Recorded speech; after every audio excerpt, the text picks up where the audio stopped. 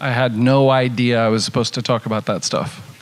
Well, I just thought we'd make something up along the way. So let me just get our little timer up for the next session there. So Dennis is here from Copa, and Dennis, you're based locally in Chicago, so this was fortuitous in terms of where you happen to be. But Copa has its main hub in Panama City, and maybe before we perhaps get into a little bit of your background and talk about that stuff that the computer said we were going to talk about. Copa's a bit of a unique airline based in Panama City. For those that aren't familiar with your network and operation, could you maybe give us a little bit of a background as to what sort of makes you so unique as a brand and an airline? Sure. Yeah, I'll start by saying I think these kinds of events are great. I mean, I saw the last couple of sessions, and getting a cross-section of geographies, industries, different customer segments, the different things that everybody's looking at, that's where the value comes from. So, I think the session is going to be mostly about airline and kind of what's happened in the last, 40 years in airline loyalty. And in the case of Copa, I think, we do many things that are pretty traditional for airlines, but some of it is a little bit unique based on who we are, as David said. And so we are a single hub-based operation based in Panama. And we are primarily, our reason for being is to connect people within the Americas, usually in markets that need a hub. So, as I always say, if you're going from Sao Paulo to Miami, might we offer you service? Yes, we will. But that's not really our core business. If you're going from Cordoba in Argentina to Tampa, we're probably one of the best options you can find. And so that's our reason for being, is those second and third tier cities, connecting to first, second, and third tier cities all across the Americas, north, south. Panama as a home market, we're very proud of, but it's really small. So only 4 million people there. And so from a loyalty perspective, I'll just set up, part of our team is here. We are very present and have a strong presence and a deep consumer base in Panama, but relatively small. And so one of our big challenges then is being the second or third, number 2 or number 3 international airline, often competing against an airline that has both domestic and international, creates a unique challenge for us to then be relevant in the loyalty space. And so that's where a lot of our energy goes is, we certainly want in markets in Central America where we're very strong to have a deep presence with a broad set of consumers. And then it's how to be more targeted and relevant to an important but smaller set in those other big countries in our part of the world. And Dennis, when we think about Copa, your frequent flyer program, ConnectMiles, is actually a very young program. Could you give us a little bit of the history and background behind that as well? Sure. So Copa is a 75 or going on 80-year-old airline, but really for the last 40 years, this idea of 30 years or so, 35 years, this idea of a hub in the center of the Americas, creating this connectivity that I talked about, was really born and then grew over time. In the first 10 or 15 years, Copa had a variety of airline partners. It was a time in the Americas when a lot of partnerships were shifting. And then in the late 90s, Continental actually bought half the company and infused a lot of know-how and talent into Copa, and that was part of the growth story in the early 2000s. But from 1998 until 2015, part of that meant that we just simply piggybacked on the OnePass or later Mileage Plus program after the United Continental merger. And then as the world evolved and the business evolved, as their needs changed, we started to evaluate whether it made sense for us to create our own program, and ultimately that decision was made. So the program was literally born from scratch in 2015, other than a few tens of thousands of members that ported over from Mileage Plus. We had to go out and build the base from scratch. And 10 years later, it is a really important part of our business, contributing both obviously from a loyalty and member engagement perspective, but also as a third-party revenue source. So very young, but it's evolved really, really well over that decade. So obviously you wear the commercial hat at Copa, Dennis, and throughout your career, you spent a lot of time in sales and revenue management. You have a really thorough understanding, obviously, of the revenue management side of things and the importance of the commercial and business aspect. You also did a stint as the president of Advantage, so loyalty is not new or foreign to you as well. So you've seen a lot come and go over the last 20 years or so. Notwithstanding Copa's youth as a frequent flyer program independently, what could you talk about in terms of some of the trends that you've seen when we think about the business of loyalty and where loyalty fits in terms of having a relationship with the CFO and a relationship with revenue management? Yeah, I'll make a few comments. I headed up Advantage for a matter of months, so I can't really take a lot of credit for that. Bridget is here somewhere. She ran it for a lot longer, and a whole train of really great people who did that. But I did run Advantage for a short time, and then I was CMO at United for 4 years. And during that time, I was very hands-on with loyalty as well. And then now at Copa, what I would say is a few things. So I've always said, or for many years I've said, in the airline loyalty space, it's really kind of at least three businesses wrapped into one. It's the typical points exchange program, which is how the program started.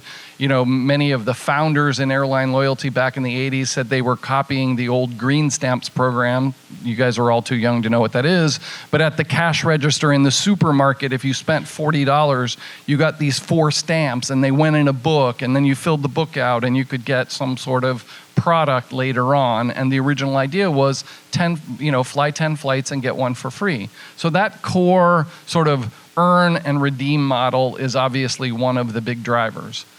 Obviously, the other part is that it's the best customer program, right? The elite programs, and how you engage through experience, through benefits with the most valuable customers that you have. And then the third one is sort of this business side, which is once you have that incredible audience, there are a lot of other businesses that would like to engage with those customers, and those customers kind of trust you for that introduction.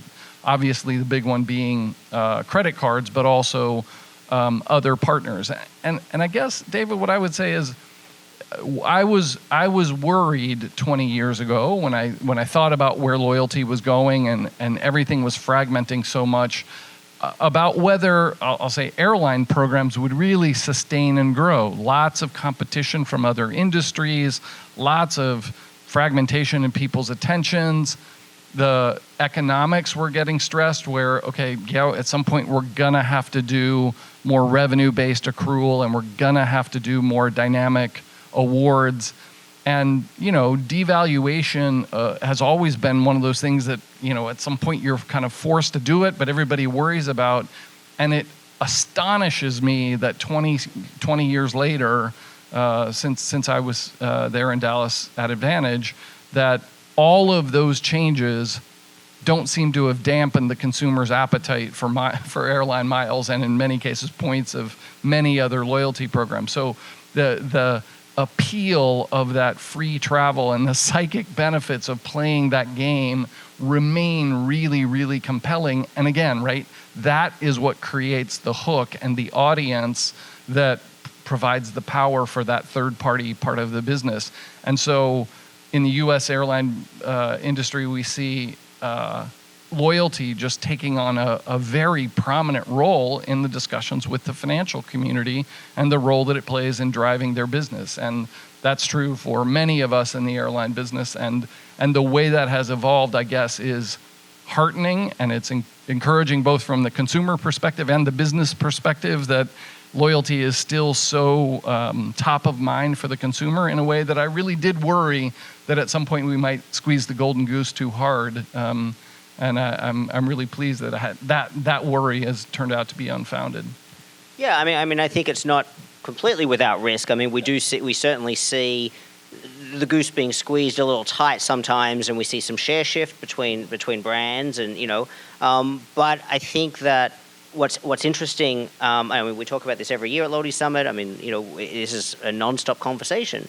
Is that there's a balance, but also it's not just about share shift from an airline. I mean, let's pick on Delta with their status changes. 18 months ago was that now? A little I mean, they, in their own words, a little too hard, too fast. They didn't say it was wrong, and they didn't say they're not going to do it. They just said they recognized that it wasn't well received. But, the reality was their financial partner, Amex, got some backlash over it as well. That caused some strain. They saw a financial risk. They pulled back. Now, if you're a status member of Delta flying and you're looking to move your business, you're probably going to move your business perhaps to another airline, unless you're based in Atlanta, at which point you're just going to suck it up, which, clearly is part of the dynamic as well.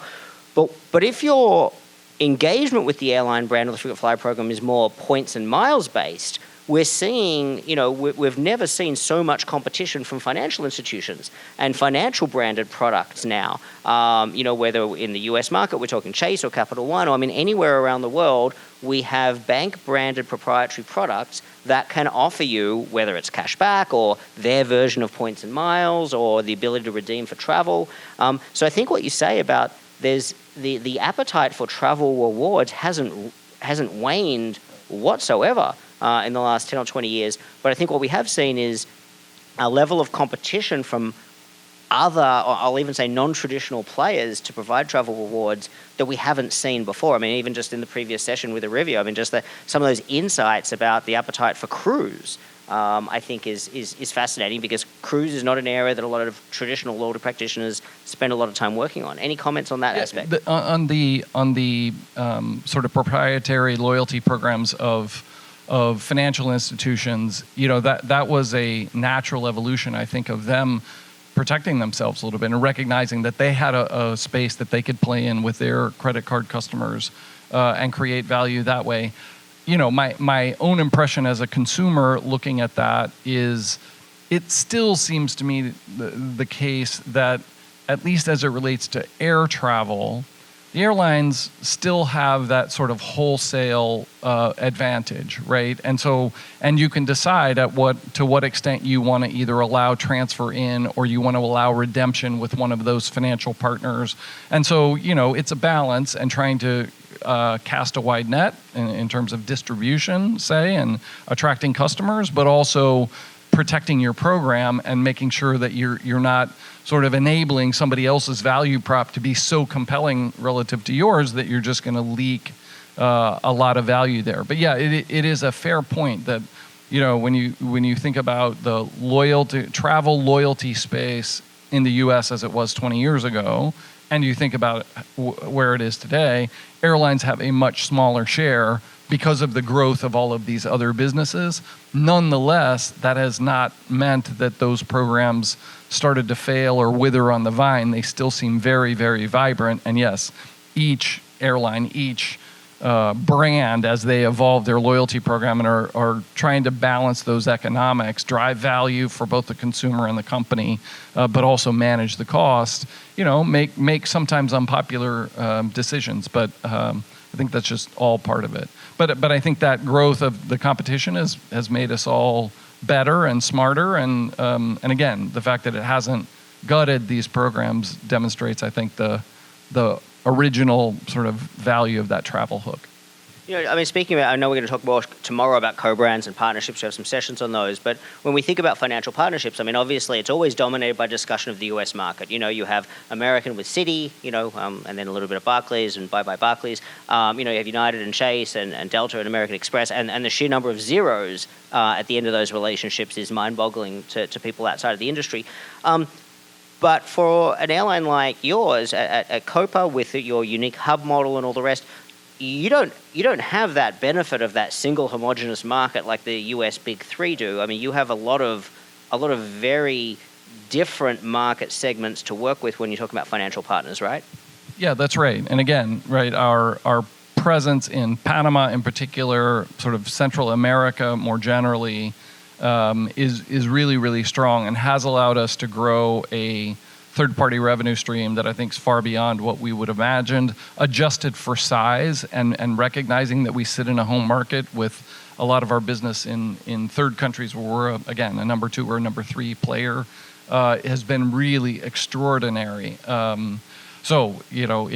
It's challenging to go do that business development and get the attention of banks who maybe already have a lot of partners, but the team has done an amazing job, and it is now a meaningful contributor to our P&L after only 10 years.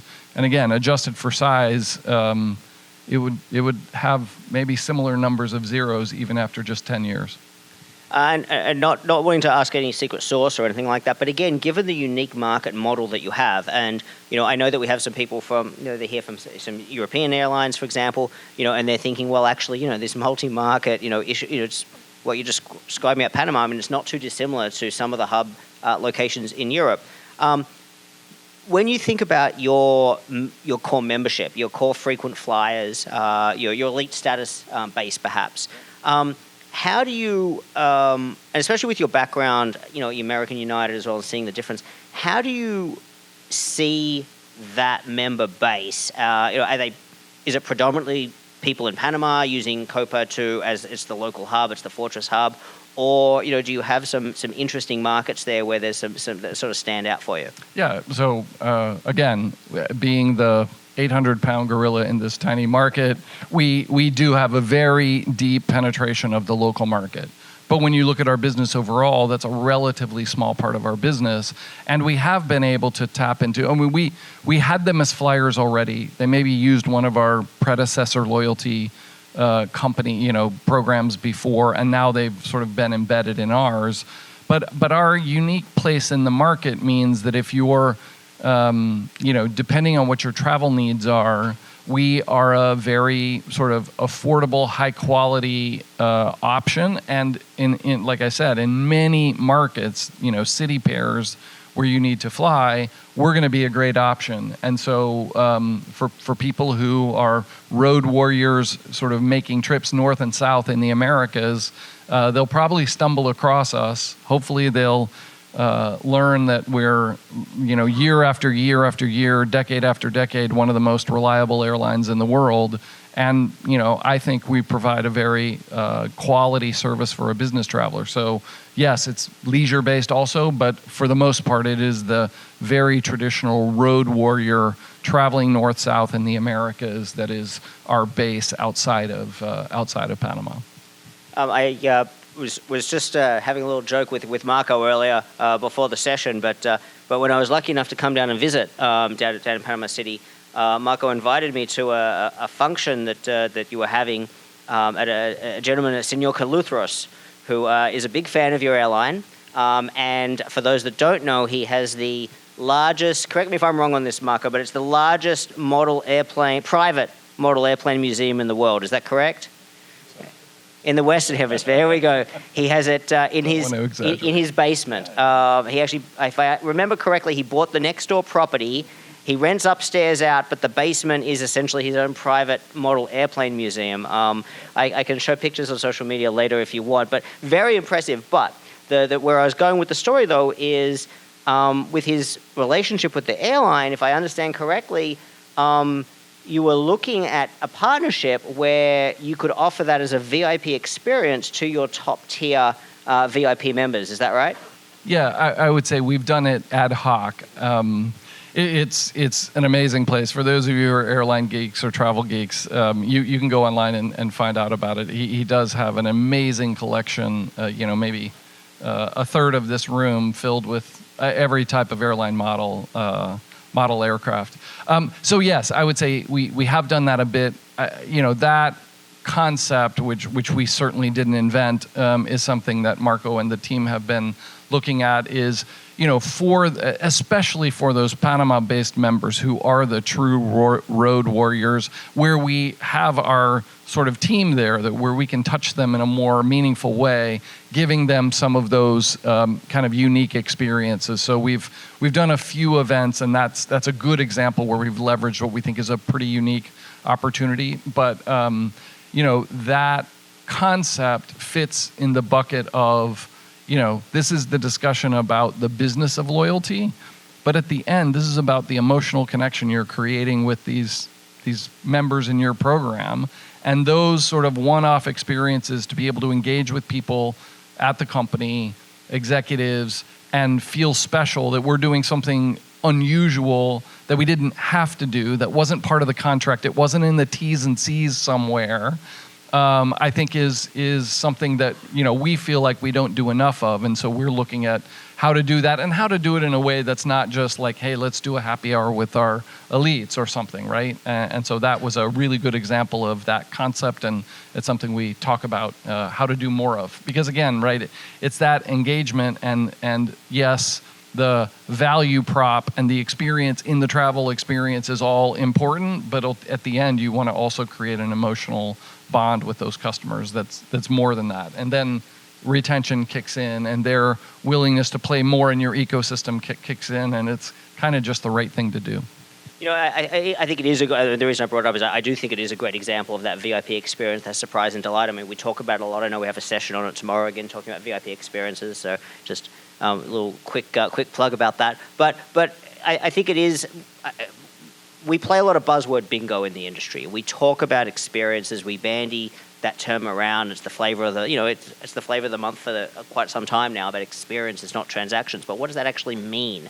And I think what you said is right. I mean, there's still the transaction element. There's still the commercial relationship with the customer. What we're trying to do, though, is give them that little bit extra that isn't just, well, we told you if you do this, you'll get that, and we leave it like that. Because the reality is the next brand down the street can do exactly that. We have a couple of minutes left. While we have Dennis here, does anybody have any questions?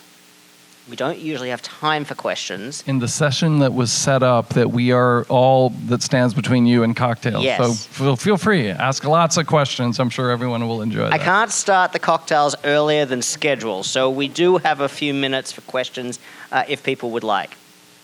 Yes, there we go. We have one brave person. Yes. So our whiskey study, we have a lot of users who noticed the devaluation of Copa in July, like 200% in Europe and Asia. I know that you explained that Copa has a very niche market. Can you give us more insight into what you use to make such decisions? Like, are you looking at competing programs in open markets? Are you looking at different airlines? We're just interested in, I guess, decision making. Sure. Especially because you're one of the few airlines that still publishes award charts, whereas a lot of others are doing it. And I'm sorry, who are you with? Just to repeat the question, just for the benefit of the recording. So the question was, and if I get it correctly, it was a change in redemption rates. Was that essentially? Yeah. So when there is I hate to always use the word devaluation, but some people will view it like that. When there are changes in redemption rates, and as you said, it's inevitable. Even if you really don't want to do it, there's going to have to be adjustments to the program. What sort of considerations, go into that decision-making process? Did I capture that right? Yep. Yeah, sure. So this one's pretty straightforward, which is, you ended with one of the main points I was going to make, which is we have analyzed moving to revenue-based accrual and or dynamic award redemption, and we might do that at some point, but we've chosen so far not to do that, not because there might not be a little bit of monetary value to us, but again, we're a 10-year-old program. We're still in acquisition mode. We want to be very simple, very straightforward, very obvious to the consumer, and generally quite generous. So the changes we made recently just came down to the fact that we had started with a very simple set of award charts, both for Copa and our star partners, that were essentially untouched for 10 years.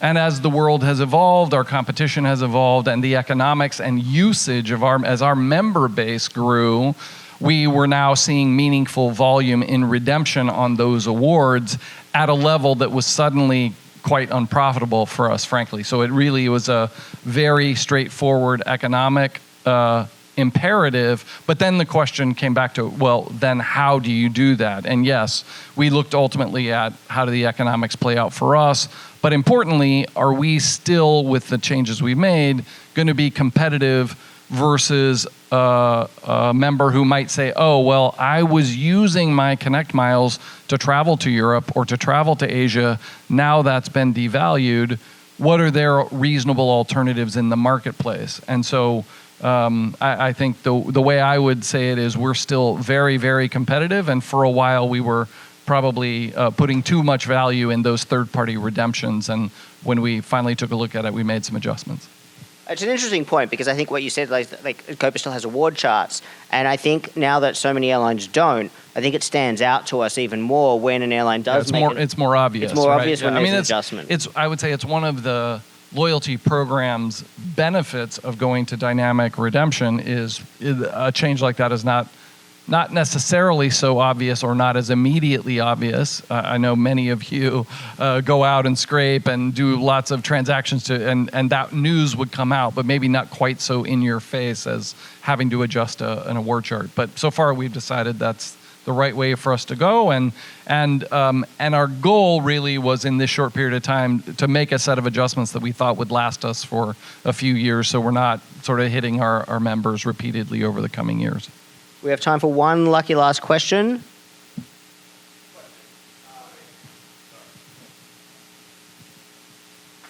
There is a big discussion right now within customer loyalty around value. Many brands, retail, travel, are seeing compression in the different tiers, and there's challenges there. And what value means to different brands is kind of different, right? Customers are asking, what can you do for me to help me get more with you and your brand? Is that something you're seeing, and how are you addressing that, from your perspective? I think that's in some ways an age-old problem, and I would say one of the things that we're trying to focus more on is kind of that relative value of the customer and making sure that we have both that economic trade in the value of the program, be it benefits, be it redemption availability and how they are able to redeem their points, but also kind of a recognition of the value that they're bringing to us and making sure that in these VIP experiences or other maybe not published benefits that we can reward those customers to keep them coming back. And so, I think we provide a lot of value, and we're trying to match that up with the customers according to the value they bring. Dennis, thank you very much for your time and for sharing your insights. We really appreciate that. And Great to see you, David. I believe that you can't hang around with us tomorrow, so you have to get back to work. Yep. But thank you very much for joining. Just before we...